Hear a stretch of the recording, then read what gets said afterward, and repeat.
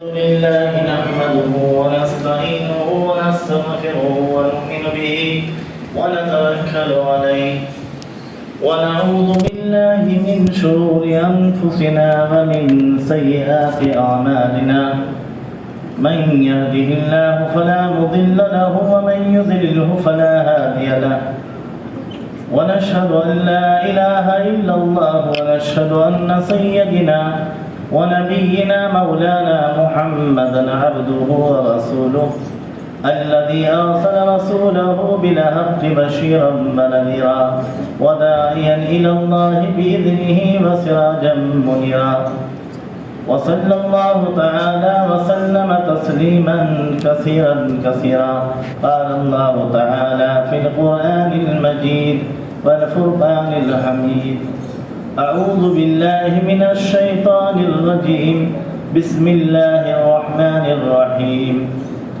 إن الله وملائكته يصلون على النبي يا أيها الذين آمنوا صلوا عليه وسلموا تسليما اللهم صل على سيدنا محمد وعلى آل سيدنا محمد وبارك وسلم عليه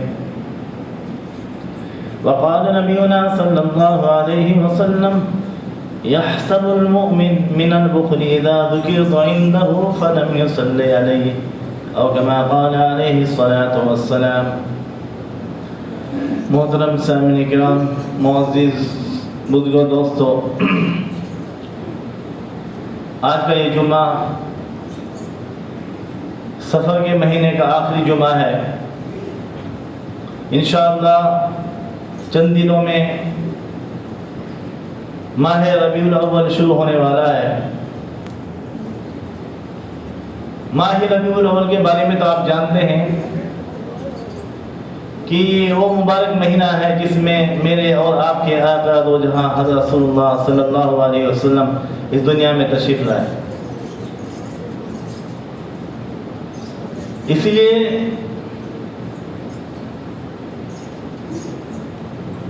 جب ماہ ربیع الاول شروع ہوتا ہے تو دنیا میں جگہ جگہ پر آپ صلی اللہ علیہ وسلم کا ذکر کیا جاتا ہے، آپ پر درود و سلام بھیجا جاتا ہے.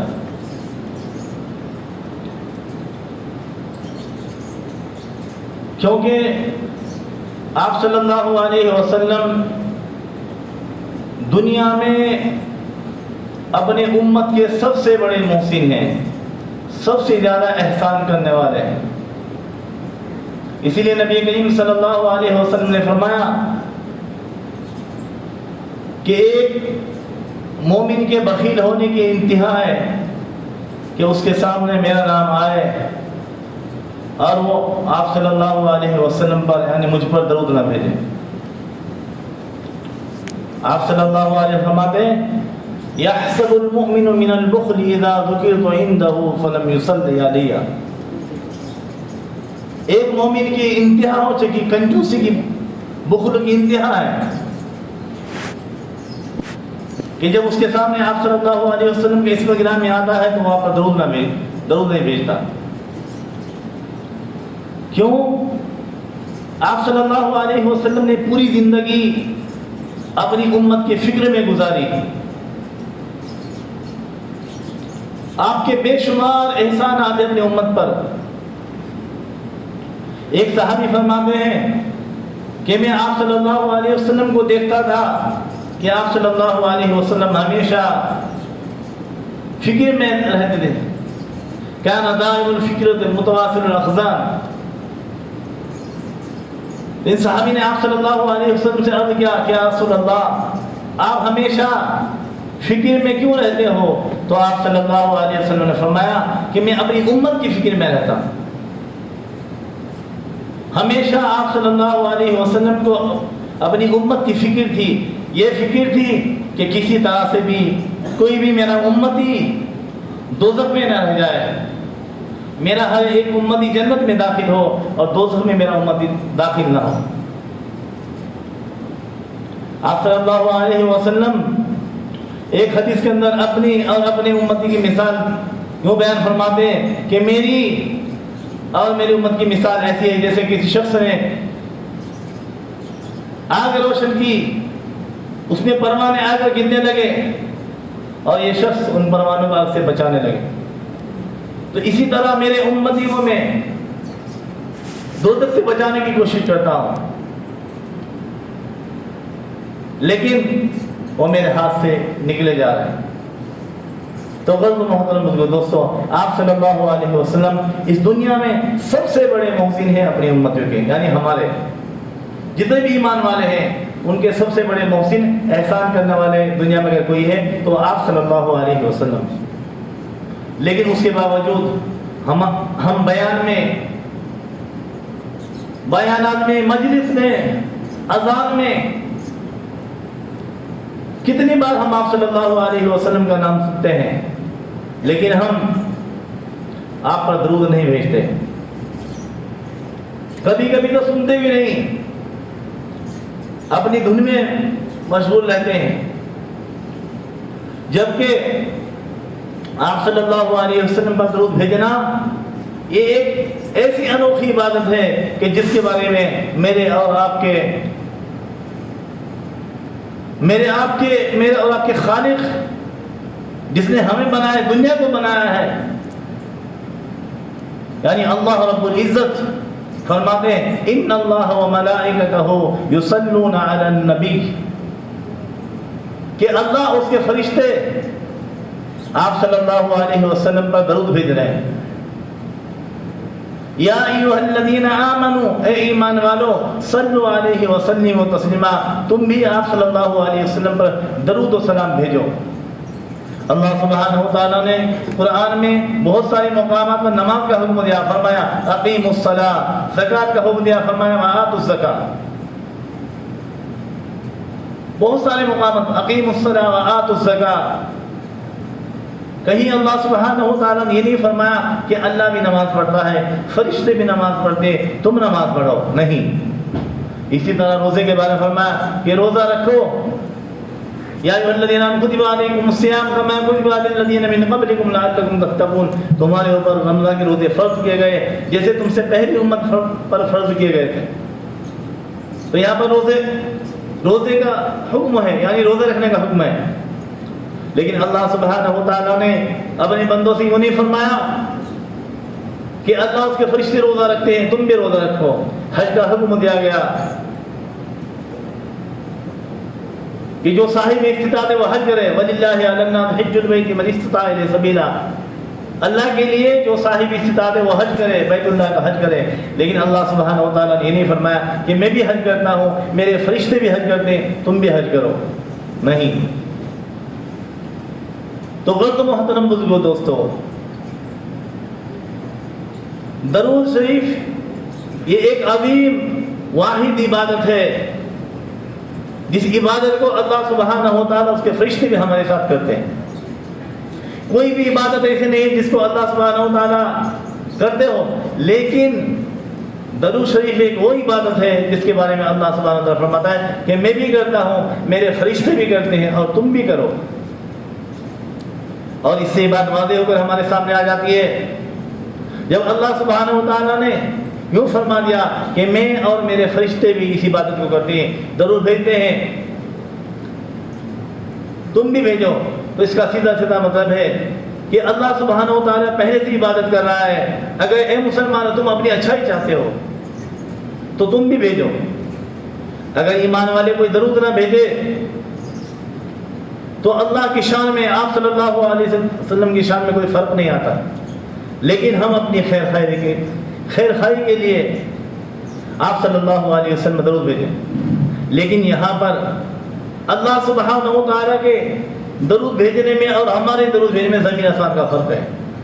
جب ہم درود بھیجتے ہیں تو ہم اللہ سے دعا کرتے ہیں اللہم صلی علی سیدنا محمد، یا اللہ تو آپ صلی اللہ علیہ وسلم پر درود بھیج، آپ کی فیملی پر درود بھیج، ہم دعا کرتے ہیں۔ لیکن جب اللہ سبحانہ و تعالیٰ درود بھیجتا ہے تو اس کا مطلب یہ ہے کہ اللہ اپنی رحمت نازل فرماتا ہے۔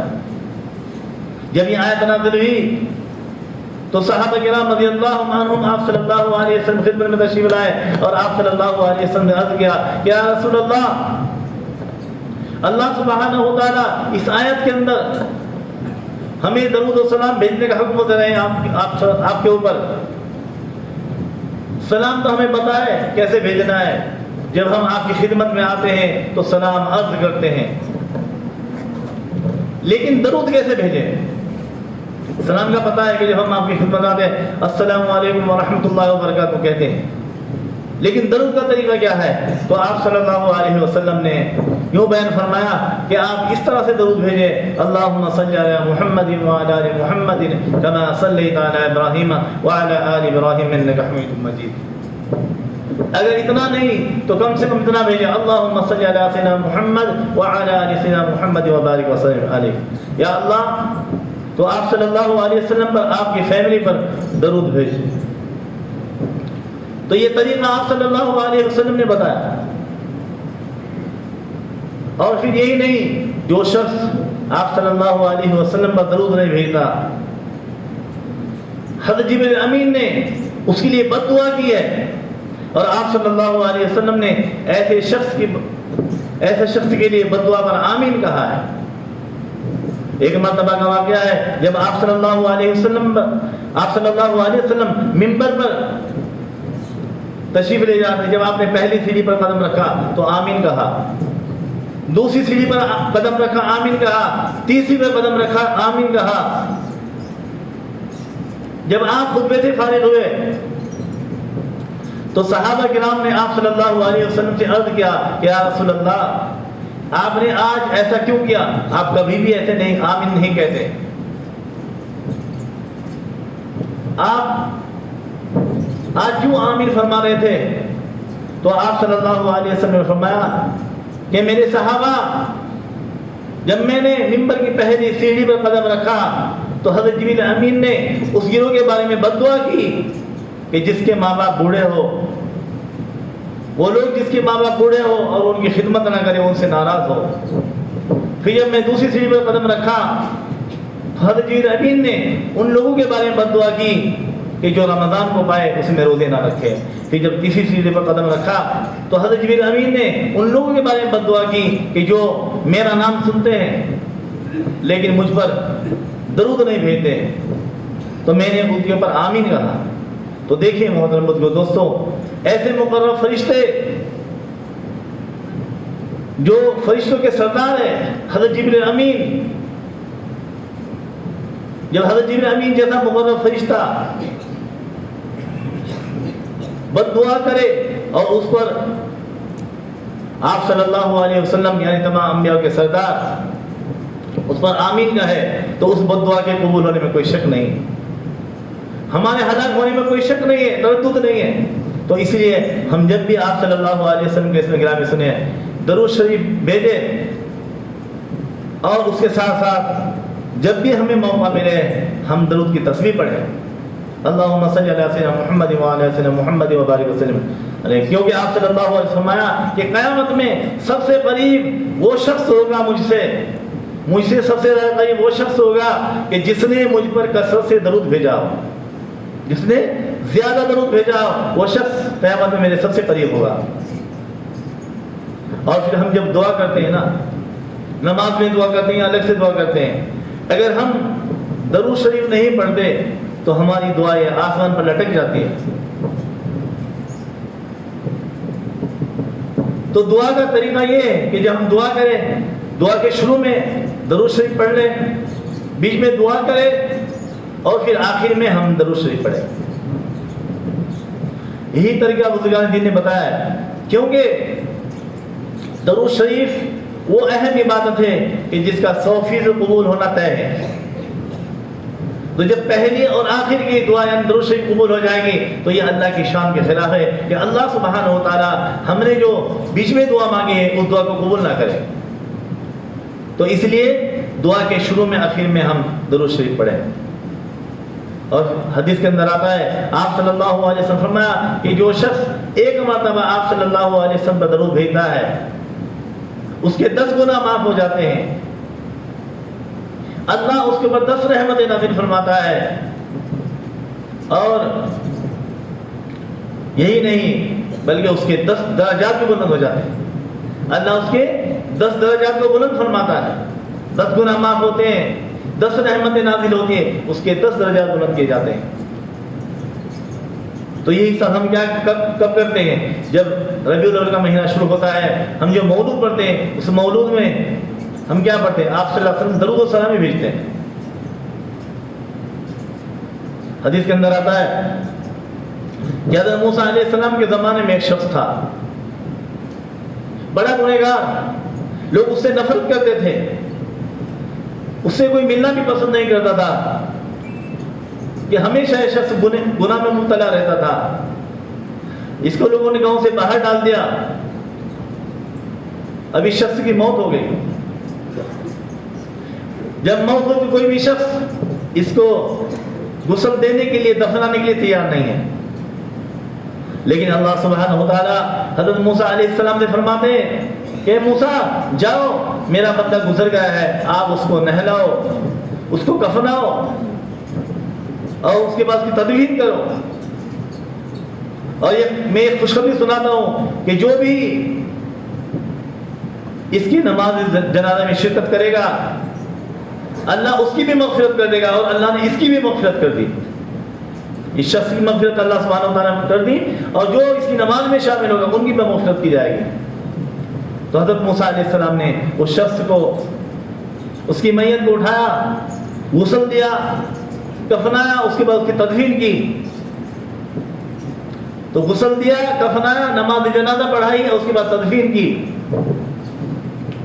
جب نماز سے فارغ ہوئے تو اللہ کو پوچھا کہ اللہ، یہ شخص تو بڑا گنہگار تھا، یا اللہ یہ درجہ اس کو کیسے ملا؟ تو اللہ سبحانہ وتعالیٰ نے فرمایا کہ میرا بندہ ایک مرتبہ تورات پڑھ رہا تھا، جب اس نے میرے نبی محمد صلی اللہ علیہ وسلم کا ذکر اس میں پایا تو اس نے اس کو چوما اور آپ پر درود بھیجا، اس لیے میں نے اس کے بدلے میں اس کی مغفرت کر دی۔